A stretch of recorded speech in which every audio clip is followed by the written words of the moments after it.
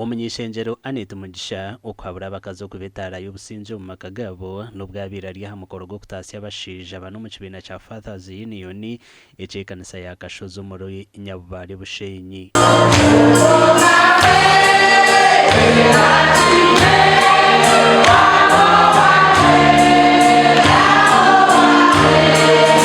Bagenzi banje mushume mwinamuke mugenda mushome mwetegereze mugire sente mbonere kushwara je byona mubikore ko kano teka korobera umushinja wawe omushinja ngo mutwe guheka utakaye kukamutemba mutwe ekisiramaka no kumanya ko abakazi twinde korobera abashinja bitu wewe wakurele munga wewe watukara marama banyama abantu bashobere kwegere wakora hati ya rumayibika amakaka gaga cyekima wewe watomusikabe gasa pero usima wewe ari ngoga munga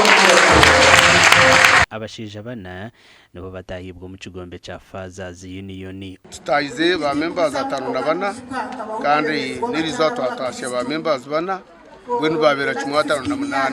Fathers Union baresera mu kanisa bagira kibina cyabo nabo bagira offices zabo ate kanisa Elione yirukanga munonga nsimo murebezo kutereza office abureberezi nitoka wa Fathers Union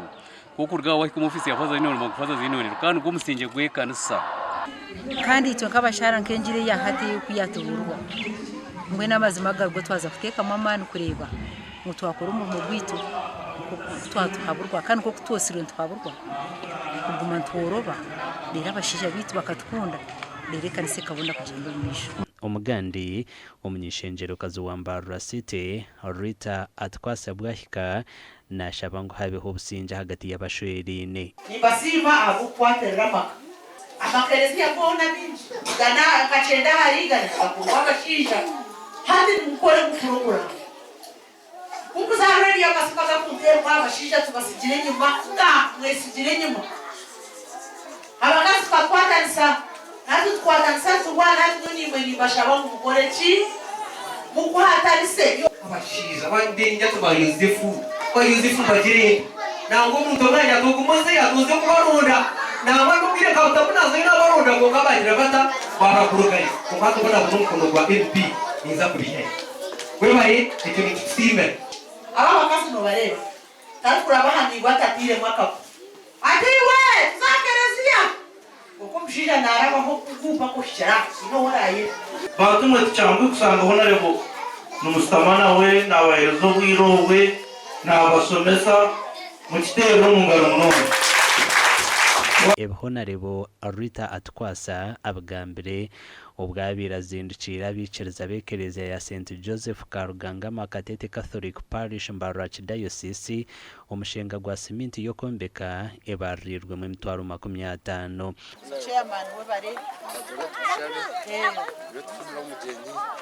umushomesa wekereza ya St Joseph's Karugangama Catholic Church Mwegesa Erikadi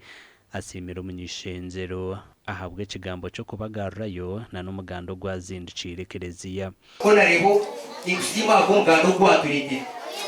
iteji okfatwa gambire twagiro byo kufu ajya twatuge ifaho mutabepirebe ko wari cyo kutangaza nani cyo kutangaza kuba turi mu kero ko kugenda makoko kona rebo kandi kiriya atukusitama mutsi kuba kona kire byashobora kwatira heko twanye torura na iyo ngare cyo kutangaza nabamara kumutuma kurura barabwana mukuru ko yiwantanye